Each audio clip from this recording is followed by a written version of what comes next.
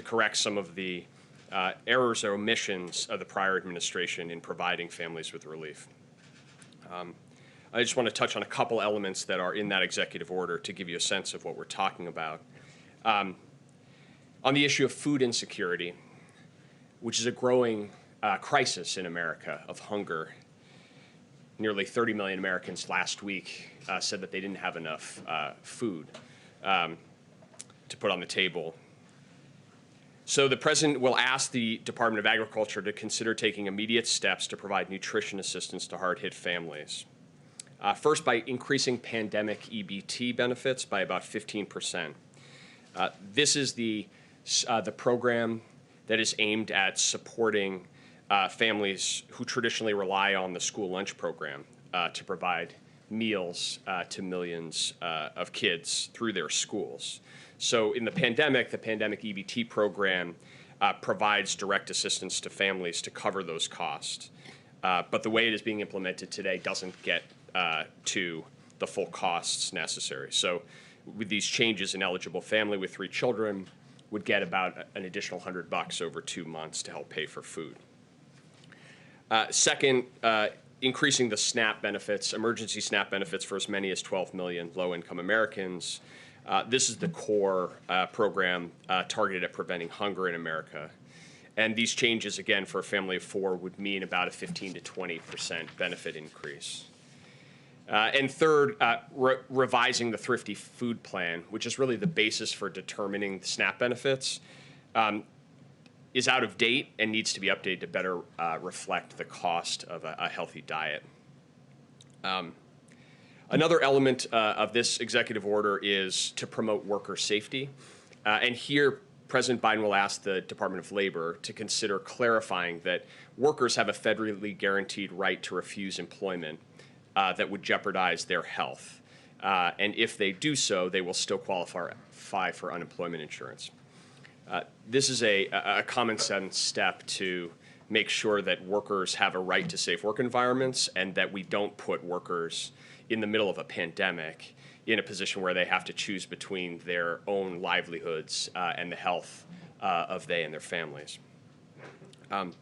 The second executive order that the President will sign is focused on the jobs of federal workers and on federal contractors.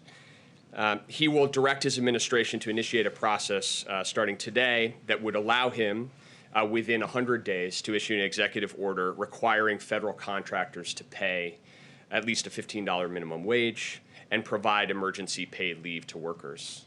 This was something that the President talked about on the campaign, that when we're using taxpayer dollars, federal contractors should provide the benefits and pay that workers deserve. The order will also protect and empower federal employees who've dedicated their careers to serving the American people, many in very difficult circumstances during this pandemic. And the steps will include restoring collective bargaining power and worker protections for federal workers, eliminating Schedule F, so-called Schedule F, which is threatened the protections of career employees and also provided a potential pathway to burrow political appointees into civil service.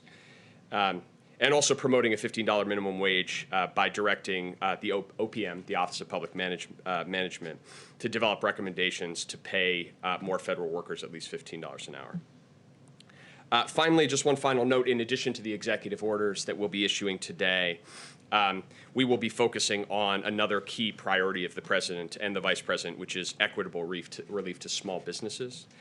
In previous rounds of relief, too much of the support that has been dedicated to small businesses has left out the smallest businesses, mom and pop businesses that don't have existing connections with a financial institution, and in particular Black, Latino, Asian, and Native American-owned businesses were shut out completely. And a lot of that is because the outreach and communication from the federal government was either unclear or just non-existent. And so too many of those companies have been denied relief, and many of them have had to shut their doors for good. The President is completely focused on changing that. and he has directed us to take immediate steps to make sure that we're listening to these communities, we're taking their advice on how to improve the distribution of relief. So just this morning, I met, along with representatives of the Small Business Administration, with dozens of groups representing Black and brown-owned businesses and other underserved communities, as well as lenders, to hear their ideas on how we can improve communications and act on them. We discussed the president's idea of having navigators who are dedicated to helping small business owners find the right relief programs, fill out paperwork, get the money into their bank accounts, the kind of support that many of these businesses don't have because of embedded relationships that more well-connected businesses do. There are some groups out there in the country who are doing this really successfully. We're determined to learn from them and to scale those efforts nationwide. And in this vein, I look forward, I will be joining the Vice President Harris later today. She will be meeting with small business owners to discuss both the American Rescue Plan and the need for more effective small business relief delivered without delay. So that is today. That is our focus through a set of executive orders. And I'm happy to take a couple questions, of which you all have many. Sure, okay. Sure. This is the good cop, bad cop thing. Kristen, go ahead. Thanks, Jen. Hi, Brian. Hi. Good to see you. Thank you for taking questions today. I want to ask you about the call on Sunday with a bipartisan group of lawmakers. What can you tell us about the call? Will President Biden be on the call? And what is your message to moderate Republicans like Mitt Romney, who say the economy can't have another stimulus after you just passed a $900 billion relief package last month? Yeah, thanks, Kristen. So the president has made clear to his team that we should be reaching out to members of Congress from both parties to make the case for the rescue plan and to engage with them, understand their concerns. So that's what we're doing, both myself and senior members of the team. We have been doing that over the course of time. We'll continue to do that, including the call on Sunday that I'll be doing with a group of senators, and we'll continue that engagement going forward. In terms of the message, it's pretty clear. We're at a precarious moment for the virus and the economy. Without decisive action, we risk falling into a very serious economic hole, even more serious than the crisis we find ourselves in. And economists across the board, including today President Trump's former chairman of the Council of Economic Advisors, arguing strenuously that now is the time for that type of decisive action for the economy, and that we can't wait to provide the resources to make sure that we can open schools, we can get vaccine shots in people's arms, and we can provide that bridging relief to families and small businesses. There's a lot of support. I met with a group of mayors yesterday, bipartisan group of mayors from across the country. You hear from mayors, you hear from governors just crying out that in order to take on these crises, the public health and the pandemic and the economic crisis at the same time, now is the moment for that kind of decisive action. That's the case we'll be making. And just to be clear, Brian, will President Biden be on the call? And if not, why not, if this is so urgent? So, like I said, we're doing all outreach. The president has directed the team to do outreach to members of Congress, to business and labor organizations, to mayors and governors, and we're in the process of doing that. I'll be having that conversation on Sunday. You can expect that other members of the administration will be engaging with members of Congress across time as well. And just very quickly, Brian, if I could, what would a February impeachment trial, how would a February impeachment trial impact getting the COVID relief package passed? Look, I think that we are facing right now a period of multiple crises. And what we're going to need is to be able to act on multiple fronts. And so that's certainly, we understand, and as Jen has spoken to, we understand that the Senate has a constitutional obligation in this context. but we also have these pressing economic and pandemic priorities as well. So that's why we're engaging. That's why we're focused on making the case, and certainly with the expectation that Congress will heed that call and move forward. I promised to do a whole briefing after this, so just we'll do econ questions for Brian. Go ahead, Mary. Thank you very much. If you are able to pass this nearly $2 trillion plan, do you envision this being the last round of stimulus, or do you think you may need to do more? What I can tell you is if we don't act now, we will be in a much worse place, and we will find ourselves needing to do much more to dig out of a much deeper hole. So what I can tell you is the single most important thing economically right now is to take decisive action along the lines of what we've laid out in this rescue plan. And you hear, again, from economists across the board, whether it's the Federal Reserve, the International Monetary Fund, and economic experts across the political spectrum as well. When you're at a moment that is as precarious as the one we find ourselves in, the risk of doing too little, the risk of undershooting far outweighs the risk of doing too much. And that's the economic logic, the economic case behind this package. I think you've also heard the president clearly explain that his economic approach is one where rescue and recovery need to come together. And he'll be speaking more about his recovery plans in the coming weeks that are about building back better, an urgent priority to start creating the kinds of good jobs that we know we're going to need coming out of this crisis. And after the recession, it took nearly a decade to get the country back to full employment under the Obama administration. If you're able to pass this rescue package, how long do you think it will take for every American who wants a job to be able to have one? Well, I would just point to, just one example of an independent analysis that was done of the American Rescue Plan by Moody's. And what they said, what they found was that if we passed the American Rescue Plan now, we could see 7.5 million jobs created just this year. And we could see a return to full employment a full year ahead of what is projected if we don't. So those are the stakes involved. And without this kind of decisive action, we're going to have a much deeper economic hole. And that's why we are so focused on making the case for decisive action now. Justin? Thanks, Jen and Brian. I wanted to follow on Walker's question a little bit. The President's talked about seeking unity on this bill, but also being clear-eyed when there's policy differences. So I'm wondering if after this call, which is with sort of the bipartisan coalition that you'd need to get this bill passed, if you expect to know whether the White House will pursue legislation, bipartisan legislation, or sort of head towards legislation through reconciliation. And I'm also wondering if you could talk about what sort of red lines will be, the point at which you say, okay, if you're not willing to negotiate about this in the bill, we're going to just start working with Democrats as Speaker Pelosi and others have encouraged you to do. Yeah. Well, I guess I'd say two things to that. The first is if you look at the elements of the American Rescue Plan, it was designed with a bottom-up focus on what are experts saying is the actual need. What's the actual need to get schools open? What's the actual need to have a national vaccination distribution plan to underwrite the strategy that you heard Dr. Fauci and the president talk about yesterday? And what's the need to support families and businesses during this transition?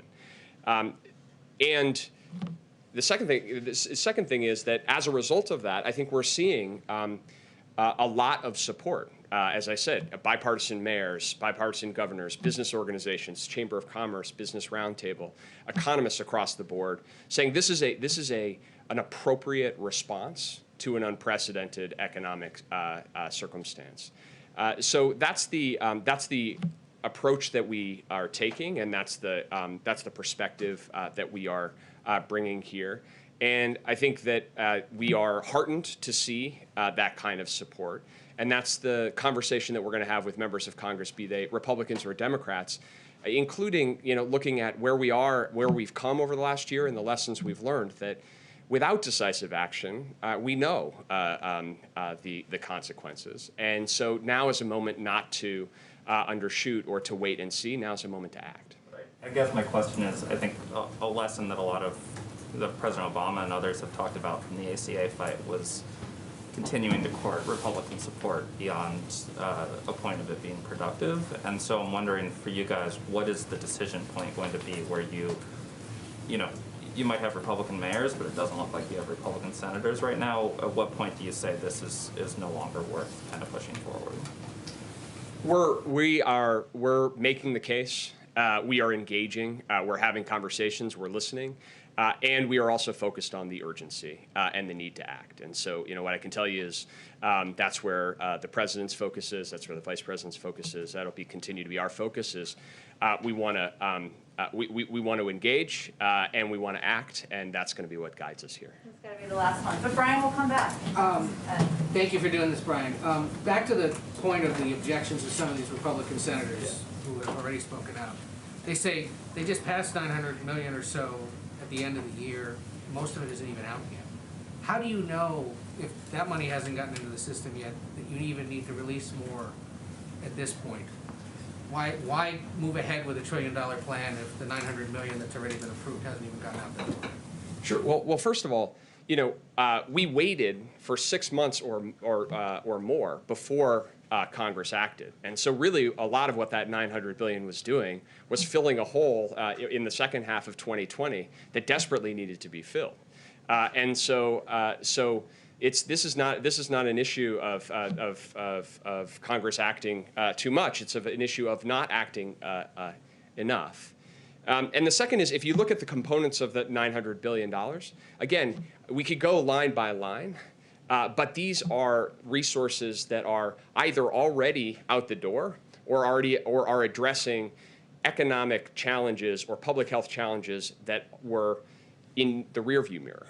So as we find ourselves today, looking forward, we need a very decisive set of actions if we are actually going to get schools open, if we're actually going to get a vaccination program up and running. And I think that the case that we will make is that today we're not where we need to be. And if we go line by line in the American Rescue Plan, these provisions have been designed based on an assessment of need. And we think they're actually going to absolutely be necessary. So, I think that looking forward, we're quite confident that this is the prudent assessment of needs. And I want to clarify two quick things. How many federal employees or federal contractors are making minimum wage right now? Do you guys know? So I don't have an estimate of that right now. And then last night you said that there are roughly 8 million people who haven't received their stimulus checks. Yes. How do you find them? So it's a great question. This is principally an issue associated with people who are non-filers, so they're not filing income taxes, in most cases because they don't make enough money to need to file federal income taxes. And so as a result, the way that the IRS and the Treasury Department in the previous administration has focused on getting those checks out has been to work through the tax system. But those are people who are legally entitled to those checks. So we have a number of strategies that we're going to pursue. And that today we'll start with the President's executive order to direct the Department of Treasury to consider a whole range of efforts, including creating an online portal that would allow people to easily identify if they're eligible, to work through counterpart organizations to actually affirmatively do outreach to communities where we know there are significant numbers of these families and these individuals, to let people know that they may be available. Some of this is education outreach as well. And I would just, it's a little connected to what I was saying about small business as well. What the president is directing all of us to do is to really focus on the affirmative steps that we can take, and an affirmative strategy to say it's not enough to just say, well, if folks don't know or if they don't have a network, then they're left out in the cold. We're gonna work both directly in what the federal government can do and with partner organizations to try to make sure that every American who's entitled to a benefit is actually receiving it. But if there's someone out there right now who hears you saying this and realizes I'm eligible and I haven't gotten it, right now today, is there a way for them to raise their hand and say, send me my check? Well, starting today, we're going to start a process to make that a lot easier for families, including being able to go online and do that. But that's work that's going to start today. I totally skipped the AP, so would you mind taking one I just want Didn't mean to. thank you. I just had one small question on the mechanics of the EO targeting the food insecure. Does the USDA have the money to distribute these plus-ups that you're talking about? Yeah. Or is there going to need to be an appropriations from Congress? So these are mandatory appropriated programs, so there's no need for additional congressional action. It's a change in regulation on the eligibility for benefits. So these are changes that can be made under existing statute and under existing budgetary authority without any additional action from Congress. The money's there, though, to... Yeah, it's a mandatory program, so it operates based on the benefits are paid out based on who is eligible. Great. Thank you, Brian. I'll be back. Great. Thank you all. All right, everyone. Happy Friday. I have a couple of things just at the top, some things you've been asking about, so hopefully they address some of the questions you may have. First, we applaud the Senate's strong bipartisan confirmation of Lloyd Austin, who has been breaking barriers all of his life as the first Black Secretary of Defense in our nation's history. Secretary Austin's confirmation is a major benefit to our national security, and he's going to hit the ground running, leading the Pentagon. He will be sworn in today, but he will be sworn in more officially by the not more officially, I should say, but he will be sworn in more ceremoniously on Monday by the Vice President. Similarly, the President is very happy to see that Janet Yellen, the first woman who would ever lead the U.S. Treasury Department, was unanimously voted out of committee this morning. This should only be the beginning. We're facing unprecedented challenges and threats to our national security during these emergencies, and our country urgently needs our Secretary of Homeland Security in place. Alejandro Mayorkas is one of the most knowledgeable Homeland Security experts in the country. He's earned bipartisan praise, and he's been previously confirmed by the Senate 3 times. This is a confirmation that we are going to continue to press on in all of our engagements and conversations with the Senate. I also have some news to share on the President's response to domestic violent extremism. The January 6th assault on the Capitol and the tragic deaths and destruction that occurred underscored what we have long known. The rise of domestic violent extremism is a serious and growing national security threat. The Biden administration will confront this threat with the necessary resources and resolve. We are committed to developing policies and strategies based on facts, on objective and rigorous analysis, and on our respect for constitutionally protected free speech and political activities. Our initial work on DVE will broadly fall into 3 areas. The first is a tasking from President Biden sent to the ODNI today, requesting a comprehensive threat assessment coordinated with the FBI and DHS on domestic violent extremism. This assessment will draw on the analysis from across the government and, as appropriate, non-governmental organizations. The key point here is that we want fact-based analysis upon which we can shape policy. So this is really the first step in the process, and we will rely on our appropriate law enforcement and intelligence officials to provide that analysis. The second will be the building of an NSC capability to focus on countering domestic violent extremism. As a part of this, the NSC will undertake a policy review effort to determine how the government can share information better about this threat, support efforts to prevent radicalization, disrupt violent extremist networks, and more. There's important work already underway across the interagency in countering DVE, and we need to understand better its current extent and where there may be gaps to address so we can determine the best path forward. The third will be coordinating relevant parts of the federal government to enhance and accelerate efforts to address DVE. This considered, NSC-convened process will focus on addressing evolving threats, radicalization, the role of social media, opportunities to improve information sharing, operational responses, and more. Just a couple more items. As you all know, right now, the President and Vice President are having lunch. This is something they look forward to doing every week. They'll be discussing their agenda, particularly getting relief to working families and containing the COVID crisis, and I'm sure they'll talk about the last 48 hours as well. Later today, the President will speak with Prime Minister of Canada, Justin Trudeau. We confirmed that earlier this week. He'll also speak with President of Mexico, Andrés Manuel López Obrador. We'll have readouts of both of those calls when they happen.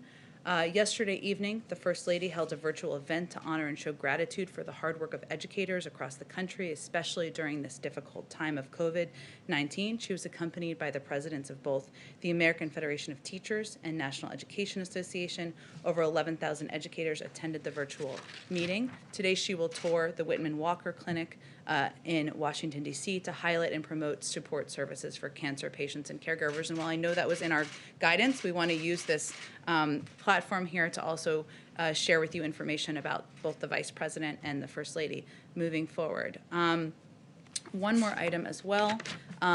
Earlier this morning, or late this morning, I should say, the President called General Daniel Hokanson, who is the head of the National Guard, to thank him for not just his work of the last few weeks, but the work of the National Guard over the last several years. He talked about his own personal commitment and connection to the National Guard, given his son had served previously.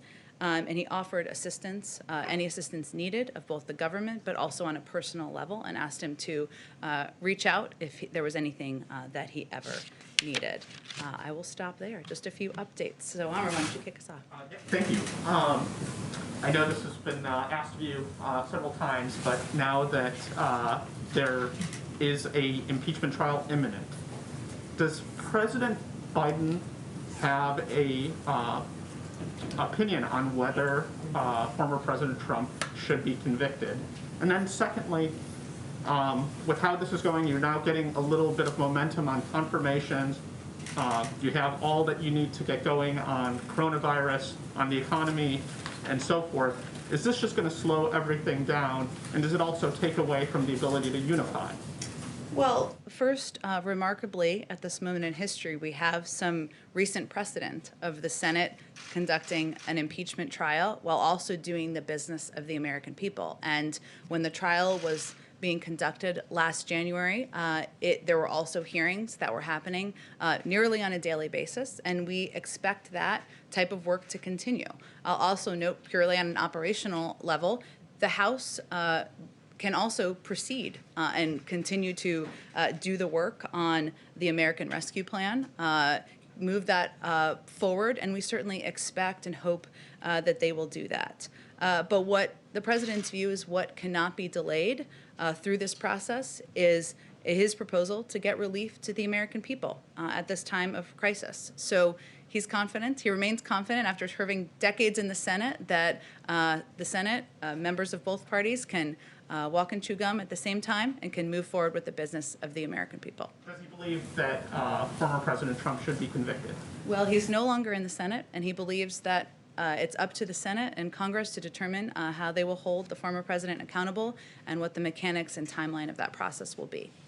Just on DVE, if you don't mind, are the tools and methods available to federal law enforcement? Are they what we need right now? Are we still stuck in sort of a post-9/11 mindset? And does there need to be really broad, radical rethinking about how we sort of approach things in the federal law enforcement? Well, the reason that the president wanted to do this review and the national security team wanted to do this review is because it's a priority to ensure we are assessing what is happening in government and how we can do it better. So clearly more needs to be done. That's why the president is tasking the national security team to do exactly this review on his second full day in office. So it's sending an indication of that. Let me just give you just a little bit more information. Homeland Security Advisor Dr. Liz Sherwood-Randall has asked Joshua Geltzer to pioneer a scoping effort in the first 100 days in coordination with the Senior Director for Counterterrorism, Claire Linkins. Geltzer previously served as the Senior Director for Counterterrorism on the National Security Council from 2015 through 2017. And Deputy Homeland Security Advisor Russ Travers will also bring his extensive experience. So those are some of the people who will be involved in overseeing this review and an assessment of what the steps are going to be following. Go ahead, Kristen. Thanks, Jen. One on impeachment, and then if I could, on COVID. On impeachment, did House Speaker Nancy Pelosi consult with President Biden before sending the article of impeachment over to the Senate? I don't have any calls between them to read out for you, Kristen. Obviously, they're in regular touch. I can say from a previous question you asked Brian, that he's been in touch with members of both parties about his agenda even since he was inaugurated. So obviously a range of topics come up in those discussions, but I don't have anything more to read out for you. On the timing, Leader McConnell has said that he's going to push for a February timeline. I know that you don't want to comment specifically on the timeline of this, but how would a February trial impact the effort to get COVID relief passed? Well, the president's expectation, he believes in the Senate and their ability to multitask and get the work and business of the American people done at the same time while they are proceeding with an impeachment trial on whatever timeline it begins and ends on, Kristen. So he's come. Is mid-February fast enough for He's President? going to leave the timeline up to them. But what is important, and again, there's precedent for this, is that they are continuing to move forward with getting the relief to the American people, because that certainly can't wait and be delayed until March, April, or May. We can't afford that. If I could follow up with you on what you said about COVID yesterday. You said your goal is 1 million shots per day, which would double, you said, what the Trump administration was doing. According to the CDC, we have reached 1 million shots a day last week. So given that, given the urgent need for vaccinations, why not aim higher? Well, first of all, we're not packing up our bags and leaving at 100 days. We felt it was important, and we set that goal before any American had received a single shot. So the incoming Biden administration felt it was important to set what was described as a bold and ambitious goal at the time, and many doubted we could even get there. So we want to set our own markers and markers for the American public so that they know we're meeting our goal. If we surpass that, that's great. We're going to continue working after day 100 as well. But there are a number of factors here Dr. Fauci also talked about. It's not just having the access to the vaccine, right? It is about addressing vaccine hesitancy. It's about ensuring we have the materials needed. It's about, and you all have done reporting, of course, on different issues going on in states from New York and others where there are concerns about supply, where there's confusion about the process, and we need to address that. So there are a number of operational challenges that are happening at the same time. Okay, let's go, Ed. Yeah, following up on the vaccine, stakeholders we've talked to, state leaders, medical experts, have said one of the questions that they're trying to figure out is how much vaccine is actually in the national stockpile right now. Do you have any sense of that yet? Our team, as you know, has been on the ground for about 48 hours, but certainly what they want to determine is not just the operational issues I referenced, but also what we're looking at in terms of supply. We are, as you may know, we are going to be starting briefings next week, I should say, a couple times a week with some of our health experts. So I expect they'll be able to provide some update of what they've reviewed and what they have access to at that point in time. Two other quick ones on the previous occupant. House Intelligence Committee Chairman Adam Schiff is calling on President Biden not to extend the courtesy to President Trump of getting access to intelligence briefings. Has a decision been made on that? Not that I'm aware of, but I'll follow up with our national security team and see. We would certainly leave the decision to them, to the intelligence community. Clear up the confusion here about who exactly dismissed the chief White House usher? Well, it happened. Was it the Biden administration or was it the previous occupant? It is a very important question. I'm so happy you asked it. It happened before we walked in the door, Ed, so I don't have any more information than what we've provided. Go ahead. Not to belabor this point, but you've said that Congress can walk and chew gum at the same time, which is true. But there are also so many hours in the day. Has the president expressed any concern that a Senate trial will slow down additional confirmations or movement on a COVID relief bill? Only that it cannot. There are only so many hours in the day, you're right. But again, if there's a Senate trial happening in the Senate, of course it would happen in the Senate, the House can move forward on a package. And certainly there is capacity and ability to have discussions, have hearings, take steps to move forward on the president's COVID relief package. And we don't think it can be delayed or it can wait. So they're going to have to find a path forward. He's confident they can do that. And President Biden has made pretty clear that he believes former President Trump is unfit to serve. Does he think he should be barred from holding federal office going forward? Well, we'll leave it to Congress. He ran against him because he thought he was unfit to serve, and he's no longer here because President Biden beat him. But we'll leave the steps, the accountability steps to Congress to determine. Just two quick COVID questions. Any update as to whether the president may sit down with congressional leaders to discuss and try and hammer out this package? Sure. Well, I will say without giving you specifics necessarily, but which I know you're looking for, so I shouldn't have just walked myself into that rabbit hole. But right. But the president has already done a number of calls with Democrats and Republicans. That will continue. He's very eager to be closely involved, roll up his sleeves and be making calls himself.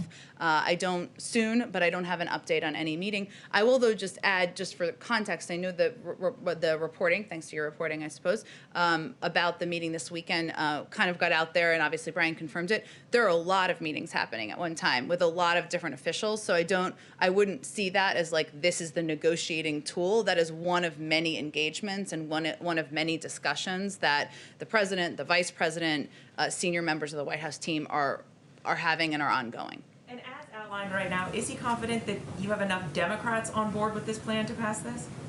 Well, he announced the plan about a week ago, right? His view is that this is how democracy should work, which is the president of the United States announces what his vision is and what his proposed plan is to address the crises the American people are facing.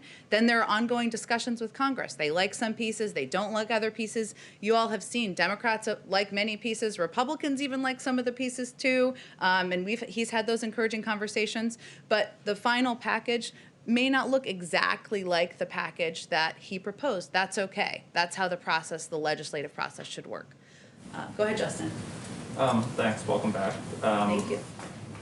I had a question on COVID, but I wanted to start with just some housekeeping from questions you had earlier in the week that you said you might circle back on. Okay. So I was wondering if... The plane? Sure, we can start there. I was, okay. On the plane, we are certainly aware of the White House military unit's proposal that has been submitted to them about reconsidering the color scheme of Air Force One. I can confirm for you here, the president has not spent a moment thinking about the color scheme of Air Force One or anything in the House or any article of anything. And no one is going to submit a decision memo to him on that particular topic. But certainly we're aware of the proposal, and as there are any updates, we're happy to provide them to you. Maybe a little more substantively, I was wondering, you mentioned syringes yesterday, but not if you were, or not specific companies that might have had DPA contracts either started or come in, and then also DC statehood was an issue that was raised in a previous briefing. Sure. Well, on the first, I don't have specific companies for you. I can circle back with our COVID team and see if we have more specifics. Obviously, those conversations are happening as we speak. There was a question yesterday about whether the Defense Production Act had been invoked. It has been invoked, so those processes are now rapidly ongoing. The president has supported DC statehood in the past. That certainly remains his position, but I don't have anything for you on the timeline or next steps there. Oh, go ahead. Just the COVID one quickly. A kind of trademark of the last administration's efforts were that there would be a big announcement like Jared Kushner's testing website, and then no timeline put on it, and it never really materialized. So I was interested when the chief of staff last night said that there would be a central clearinghouse for vaccine information, and I was wondering if you could provide a sort of expectation or a timeline on when Americans could expect that there's a .gov email address or .gov website or a phone number that they could go to find out their specific vaccination information. Well, I know all members of my family are also asking the same question, as I'm sure yours are. It is something we're eager to do and also provide more information to the American public about when they can call their pharmacy and schedule an appointment, just to make it much easier. The lack of information and the disinformation at times about how people can get the vaccine, when they can get the vaccine, who's eligible, has created a great deal of confusion. As you all know, I don't have anything on the timeline, but I will remind you that the person who saved healthcare.gov and the person who helped him are working on the COVID team. So we're in very good hands, and they're certainly committed to getting more information out in a more accessible way. Go ahead. Thanks, Jen. Two questions. The first is having to do with the operations of the West Wing. There's some curiosity about this from the early days of the Trump administration, so I'll ask you. Who has Oval Office walk-in privileges in this White House? Do you have Oval Office walk-in privileges as you speak for the president? And how is that access to the president controlled here? Well, I don't know that I'm going to give you a list of everybody, but I will convey that, since the first conversation I had with then President-elect Biden, he conveyed to me it was important that we have regular conversations and we're able to have a discussion about how he sees things and questions that are coming up to ensure that we are providing you all with information not just about our policies, which is of course pivotal, but his also his thinking on issues. So I talked to him this morning, and certainly I expect and anticipate I'll have regular conversations with him. And there are a number of other people who have those conversations with him on a daily basis as well. That's part of his style, and part of his style of governing is to make sure people who are engaging with the outside world have an understanding of his thinking. One more question for you. Is Dr. Deborah Birx still a member of this president's COVID response team? I will have to circle back on that one. That's an excellent question. I don't have any information on it in front of me. Go ahead, in the back. Thank you, ma'am. I've got a question about the Senate and then also a foreign policy question, if you'll let me. Great. I love foreign policy questions. Thank you. Senator McConnell and Senator Schumer have been going back and forth over discussions when it comes to a power sharing situation. Obviously, the sticking point has been the filibuster.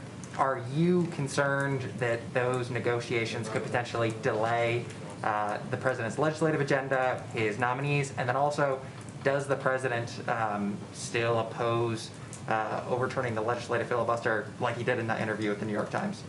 Sure. Well, the president's position hasn't changed, but I will say he's conveyed in conversations with both now Leader Schumer and Senator McConnell that they need to have their conversations, of course, but he is eager to move his rescue plan forward. He is eager to get relief to the American public. He wants to work with both of them to do exactly that, and he wants it to be a bipartisan bill. So that is his objective.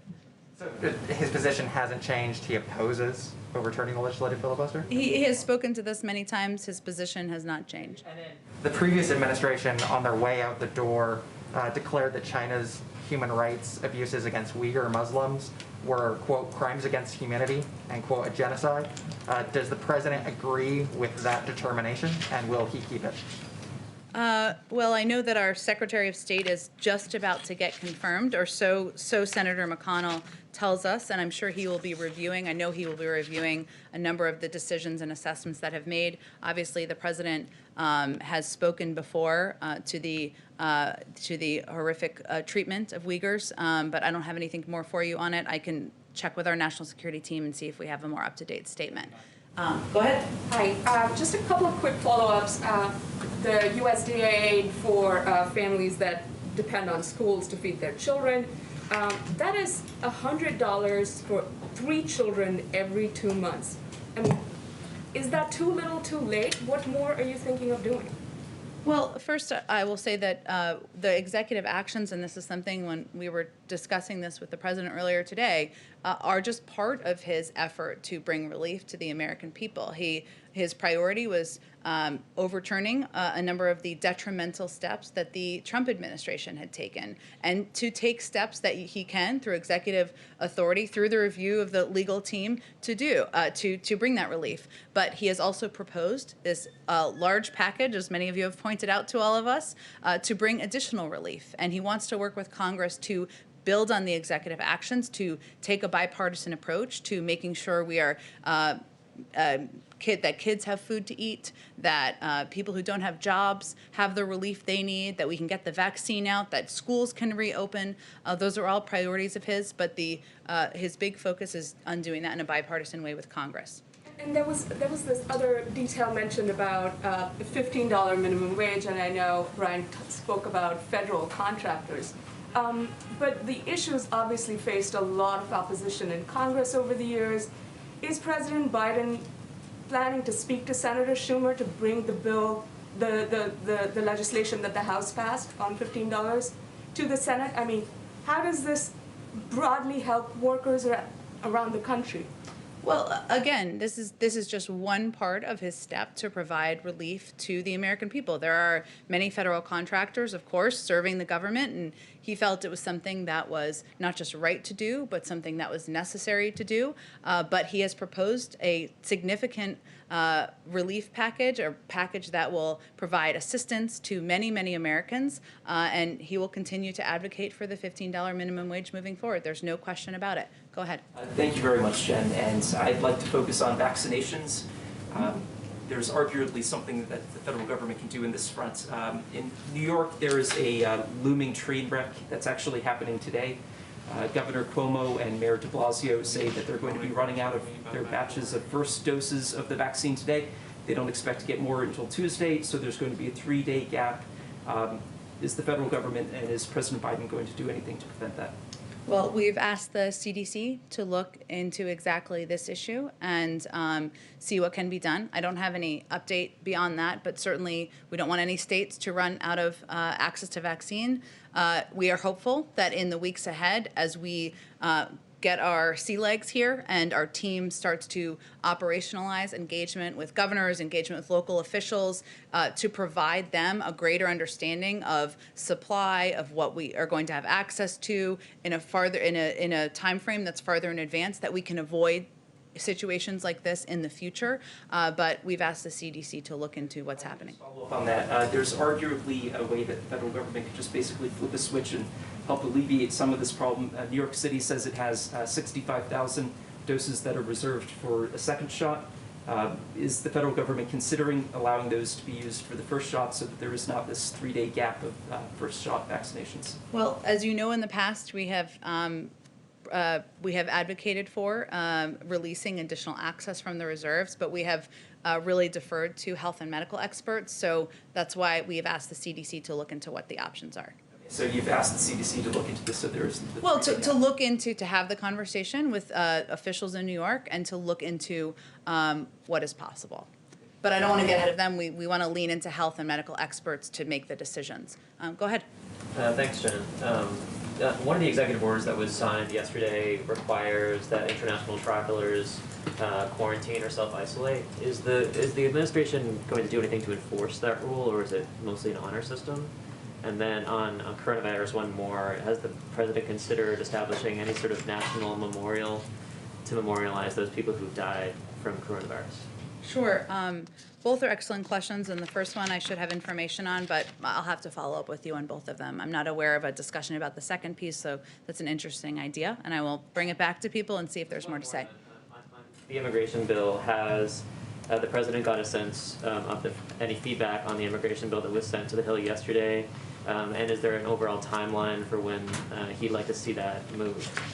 Well, we already have co-sponsors of the immigration bill, as you may have seen, which is obviously a good sign. There are a number of experts, as you know, because I'm guessing you have covered this issue for some time, if you're asking with a level of detail, who have worked on immigration reform, had bipartisan discussions in the past, and we are hopeful that this proposal, that this bill that we sent forward yesterday, will be an opportunity for a reset to really restart those discussions. But we expect that will be the first step here, and that we're hopeful that the components of this proposed bill, which are different from what has been proposed in the past, because it includes smarter security, it includes a path to citizenship, but it also includes funding to address the root cause, will help be the basis of those discussions, and we would like to see them move forward quickly. Okay, why don't you go ahead right here. You mentioned the issue of vaccine hesitancy. Does the president believe that all Americans should get the vaccine, and then for those who might be reluctant to get it, how do you convince them that it's safe? Well, he does. The more people who are vaccinated, the safer we are. That health and medical experts have also conveyed that. That's what I'm quoting. In terms of addressing vaccine hesitancy, it's a big challenge. You heard Dr. Fauci talk about this yesterday, and it will be easier for the first tranche of Americans to convince them to get the vaccine. They're just looking for information on where to go and how to sign up and how to get grandma to come with them. It is really the next layer of people who are concerned, as you alluded to, about the safety and about the efficacy. And unfortunately, there is a larger than should be percentage in minority communities, communities of color. And so we we've been quite thoughtful, or we want to be quite thoughtful about how we do outreach and engagement. Obviously, it's making it accessible, so ensuring we have these community centers and health centers that can provide the vaccine, but also who's communicating on behalf of the government or on behalf of the safety of the vaccine. The president certainly will be doing that. The vice president will be doing that. I know a lot of celebrities have offered. That's okay. But what's been interesting in the data, or great, we welcome that. But what's interesting in the data is that local doctors and local officials, people from the community are people who are often most trusted. And so we're really trying to empower and be able to fund local communities to be able to be the spokespeople to build that trust. Go ahead in the back. Thank you, Jen. You mentioned that the COVID package, the talks may evolve, it may change the package, and there are already some things that you feel like there's bipartisan support for. Is there any consideration that's taken place or that may take place in separating some of these pieces out and passing the things first and foremost that may generate bipartisan support, given the urgency that you've talked about? Well, I will say, as Brian said, that our objective here, or the way that the package was designed, was to address the core issues of the crisis. So I think the tricky piece of that question is, do you delay vaccine funding to distribute the vaccine? Do you delay funding for unemployment insurance? Do you delay funding to reopen schools? Nobody wants to be having a conversation about why schools aren't reopened in May or June. Democrats, Republicans, no members of Congress. So there are key components in here that that in the package that was designed to address the current crises. So right now we're having a discussion about the big package, but as you noted, there are points of view, no surprise, about many components of it. We certainly understand that, and we welcome the discussion and engagement with members of both parties. Timeline on the fact-finding period for the domestic violent extremism orders the letters that you've sent. Is there a period when you're expecting to get maybe some action? When we're getting the report back? I don't believe we have outlined that yet. We can follow up with you if there's a specific timeline that we're putting out publicly at this point. Go ahead. Janet Yellen in committee yesterday said that President Biden wouldn't be signing any free trade deals because the focus was on the domestic economy and infrastructure. Where does that leave the potential for a UK-US trade deal, which, is it months away or next year or year after? Well, I can't give you any timeline. I will say that what is important to the president and also our national security advisor, Jake Sullivan, is that we do everything we do must help advance working families and the American middle class. And that certainly includes any trade agreements. And that is part of their objective and how they would approach it. But as you noted, at this point in time, we're working to get the pandemic under control, provide economic relief to the American public. We, of course, can do multiple things at the same time, but those are our primary priorities at this point. Can I ask what happened to the Churchill bust and what should be read about its removal from the Oval Office? Oh, such an important question. It's the plane of today. I will follow up on that. I don't have, it is something that may certainly be existing in the complex, of course. I'm very familiar with the bust, but we will circle back with you if there's more to update you on that. Go ahead. Actually, two follow-ups to what they were just asking you. On domestic unrest, first of all, does the president have any comment on the ongoing violence in Oregon and Washington State that we've seen in recent days? Well, certainly we had our team on the ground, our national security team, even before 12:01, early in the morning on Inauguration Day, because we wanted to be able to monitor events happening across the country and any unrest that was resulting from the last couple of weeks. I haven't spoken with him specifically about those events, but it is something our national security team, Liz Sherwin-Randall, our Homeland Security Advisor, is closely monitoring, of course. But if we have an additional update, I'm happy to provide it to you. Two more. He's speaking with the leaders of Canada and Mexico. Any word on who else is next? And has there been any discussion about when or under what conditions he, the Vice President, the Secretary of State, would fly overseas to meet with world leaders? So despite his desire, my desire, if that matters, to do a foreign trip, I think it will be a bit of time. I don't have an update for you on when that will take place at this point. But I would expect he'll have, of course, additional foreign leader calls next week. As been the case with our national security team, you can anticipate that those will start with our allies and partners, including many of the Europeans. But I don't have a specific day-by-day calendar for you at this point. This is his first weekend in the White House. Does he still plan to go to Mass every weekend? And has he picked a parish here in the Washington area or a place where he plans to go?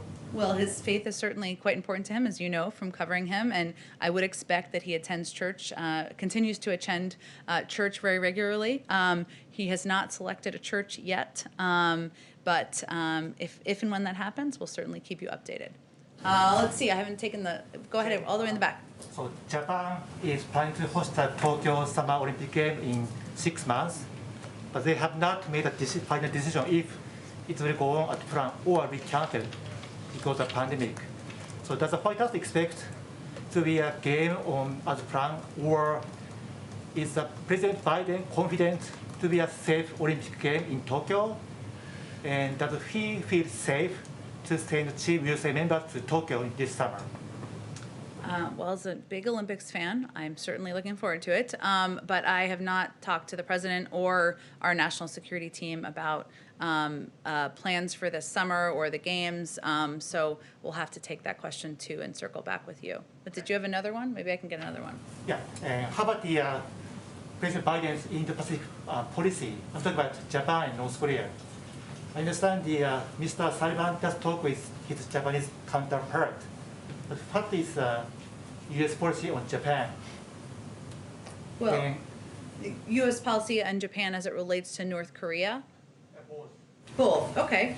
The president's view is, of course, that is without question that North Korea's nuclear, ballistic missile, and other proliferation-related activities constitute a serious threat to the international peace and security of the world and undermine the global non-proliferation regime. And we obviously still have a vital interest in deterring North Korea, as does Japan, of course.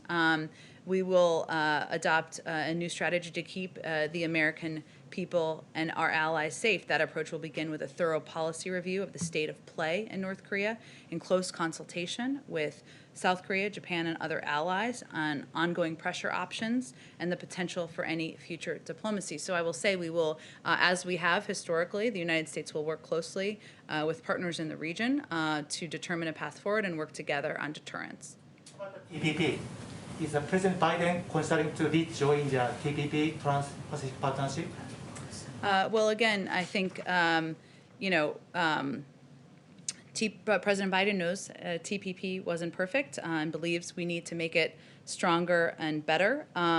But at this point, our focus and his focus as it relates to the economy is on doing everything we can to advance working families in the American middle class, and so that will be his focus in the coming months. Go ahead, Justin. Just a quick one on Inauguration Day. China sanctioned a number of outgoing Trump administration officials. I know the NSC has put a statement out kind of denouncing that, saying that it was a political act, but there's been a call from some Republicans on Capitol Hill to either retaliate with sanctions against Chinese officials or to expel the ambassador here in Washington. I'm wondering if you're contemplating either of those actions. For those who didn't have the statement, well, I'll just, because it was there's been a lot going on this week, I think we can all agree. The Biden-Harris administration has noted China's sanctioning of more than 24 former Trump administration officials, imposing these sanctions on Inauguration Day, as they did is seemingly an attempt to play partisan divides. Americans of both parties should criticize this unproductive and cynical move. And President Biden looks forward to working with leaders in both parties to position America to outcompete China. I don't have any additional update, though, on other considerations. Go ahead. Thank you, ma'am. This morning, the White House put out a statement on the anniversary of Roe v. Wade. As a candidate herself, the vice president proposed an abortion rights law akin to the Voting Rights Act. Is that something that she still supports? Is that something that the president is exploring?